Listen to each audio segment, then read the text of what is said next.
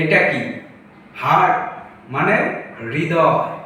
মানুষ এখন বলে না আমি তোমাকে হৃদয় দিয়ে ভালোবাসি, কিন্তু আদৌ কি হৃদয় দিয়ে ভালোবাসা যায়? আসলে হৃদয় দিয়ে ভালোবাসা যায় না। এটা মূলত রক্ত সঞ্চালনের কাজ করে। সে সুখ দুঃখ ভালোবাসা কষ্ট কিছুই সে বুঝতে পারে না, ঠিক আছে?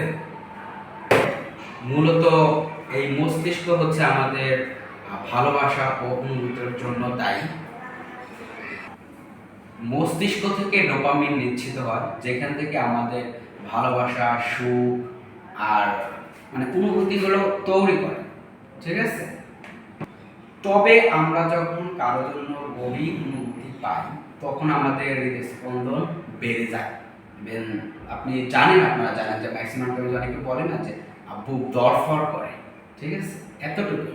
বাট আমাদের আসলে প্রকৃতপক্ষে অনুভূতি বা সুখ দুঃখ ভালোবাসার জন্য সে দায়ী নয়, মস্তিষ্ক দায়ী, ঠিক আছে?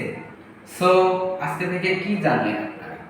ভালোবাসা তৈরি হয় হৃদয়ে না, মস্তিষ্কে তৈরি হয়, ঠিক আছে?